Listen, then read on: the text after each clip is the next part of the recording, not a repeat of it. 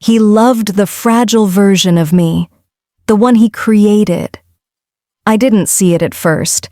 I thought softness was my nature, not something he slowly carved out of me, piece by piece, like he was sculpting a girl who would never leave.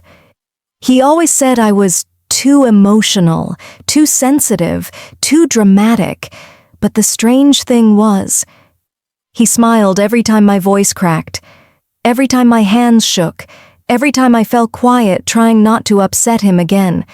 The first time he called me delicate, it felt beautiful, like a compliment, like he saw something special in me, but delicate soon became dependent, and dependent became mine.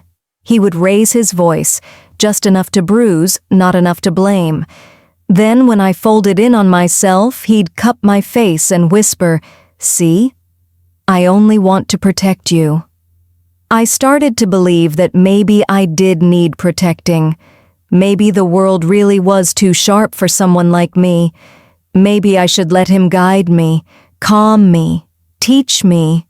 But tonight, something feels different. Tonight, as I sit on the edge of our bed with my breath trembling in my throat, I realize I'm not fragile by nature. I'm fragile by design, his design. And for the first time, a dangerous thought enters my mind. If he created this version of me, maybe I can uncreate her too. The morning after my realization felt unreal, like waking up in a body that wasn't fully mine yet, but no longer fully his either. I moved slowly, testing myself, as if any sudden step might shatter the fragile version he'd built. He noticed immediately. "Why are you so quiet today?" His tone wasn't concern, it was surveillance. I shrugged, a small, deliberate gesture, not the apologetic kind he preferred. His eyes narrowed, softly, almost lovingly, but I knew that look. It meant he felt something slipping. He reached for my wrist, lightly, like a caress. But even his tenderness had the shape of control. "You're uneasy." Not a question, a diagnosis. Normally, I would have rushed to reassure him, to smooth his worry, to shrink myself until he felt comfortable again. But today, I let the silence stretch. Something flickered in his expression. A crack. "Did I do something?" he asked, but not like someone afraid of hurting me, like someone afraid of losing me. And that's when it hit me. He didn't love my fragility because it made me soft. He loved it because it made me stay. I pulled my wrist from his hand, gently. But it was the first time I had ever pulled away at all. His breath caught. "So that's how it's going to be now," he whispered, a smile trying and failing to form. Maybe it was small, maybe it barely counted as resistance. But in his world, even a breath of independence was rebellion. And as I walked past him, I felt it for the first time. Not fear, not guilt, power. A tiny spark, glowing under my ribs. The first undoing. He didn't confront me right away. That wasn't his style. He preferred to observe, quietly, calculatingly, until he understood exactly which part of me had shifted out of place. But by evening, the tension around him had hardened like glass.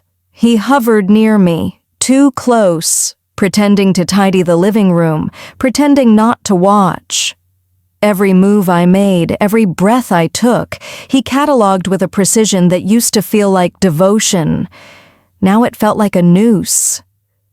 "You're distant today," he finally said, arranging the same book on the table for the third time. "I'm just tired," I answered. A half-truth, enough to pacify a normal person, not him. His jaw clenched softly, almost invisible, but I'd learned to read every microscopic change in him. He wasn't angry yet. He was destabilized, I had disturbed the balance he relied on, my softness feeding his certainty, my dependence feeding his dominance. He stepped toward me, slow and deliberate, like approaching a frightened animal. "Did someone say something to you?" His voice was gentle, but his eyes were dark with suspicion. "No," I said too quickly. The wrong answer. He exhaled through his nose, a quiet, trembling sound. I realized then, it wasn't losing me that scared him. It was losing control over the version of me he had crafted. "The world is cruel," he murmured, brushing a strand of hair behind my ear. "I only want to protect you." Once that line would have melted me. Now it felt like a cage lined with velvet. I didn't lean into his touch this time. I stayed still, and that tiny stiffness, barely anything, made him flinch, like I had struck him. His fingers dropped. His mask slipped for just a heartbeat. A crack. Then another. Not in me. In him. And I realized with a quiet, chilling certainty, when the fragile version of me begins to disappear, the fragile version of him begins to appear. The next morning, he tried a different tactic. Softness, sweetness. The version of him he used only when he felt me drifting too far from his orbit. He made breakfast, my favorite. He never cooked unless something inside him was shaking. "I thought you deserved a calm start," he said, placing the plate in front of me with trembling precision. His hands never trembled. I thanked him, careful, neutral, not warm enough to reassure him, not cold enough to provoke him, but he noticed anyway. "You're still different," he murmured, seating himself across from me, eyes fixed on my every micro-expression. I forced a smile that didn't reach my eyes. He saw that too. "You're pulling away," he whispered. "A statement, a wound." And suddenly the sweetness evaporated. His fingers tapped the table, slow and rhythmic. His tell. The moment when affection slips into obsession, when love mutates into something hungrier. "I need you," he said quietly, "but not like this. Not when you're strong." My breath hitched. There it was. The truth he'd never said aloud. He didn't want a partner. He wanted a fracture he could hold together. A tenderness born from dependency, not love. "Why can't you be soft with me anymore?" he asked, almost pleading. "Maybe I'm learning to stand," I replied, voice low but steady. His eyes glistened. Anger, fear, grief? I couldn't tell. All I knew was that my newfound strength terrified him more deeply than any argument ever had. Because if I could stand, I could walk away. He reached across the table, gripping my hand too tightly, his voice breaking into a whisper that felt like both a threat and a prayer. "Please, don't change." But the truth was already alive inside me. I had changed, and there was a price he was no longer able to ignore. He became gentler the moment he felt me slipping again. Not truly gentle, just the version he used when he wanted to tighten the leash without leaving marks. He brought flowers.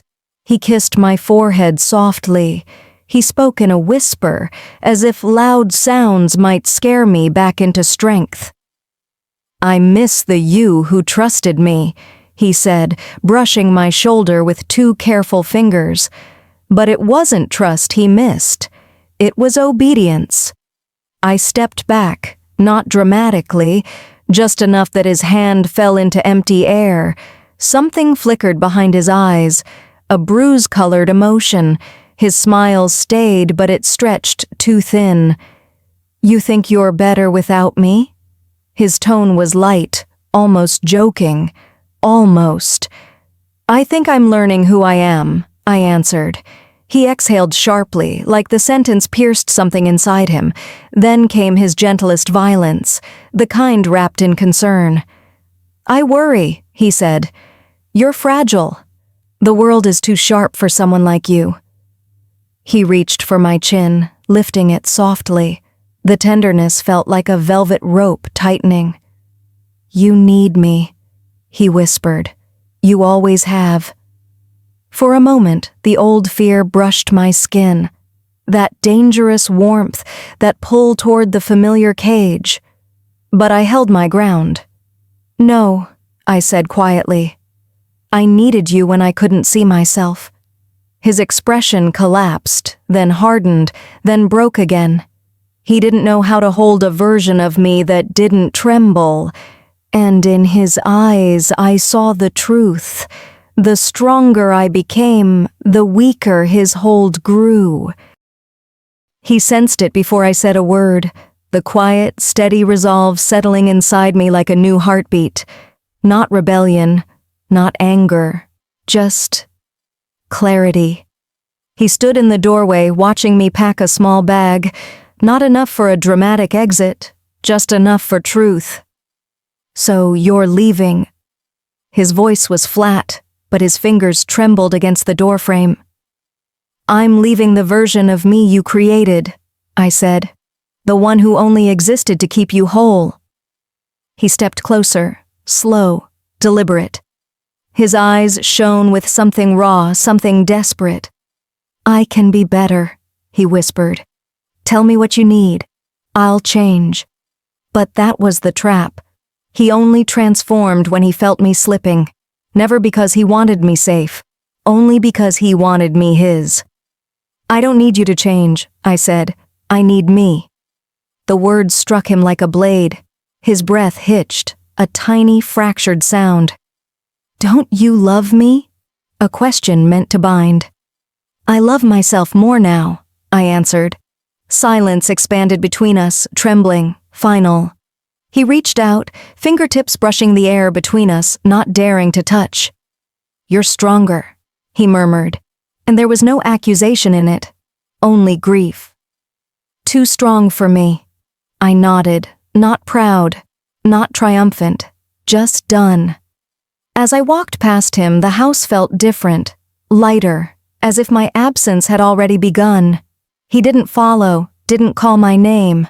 Because the moment I stopped breaking, he lost the only version of me he ever knew how to love. Enjoyed the story? Subscribe for more, and feel free to share it with a friend. New stories are coming soon.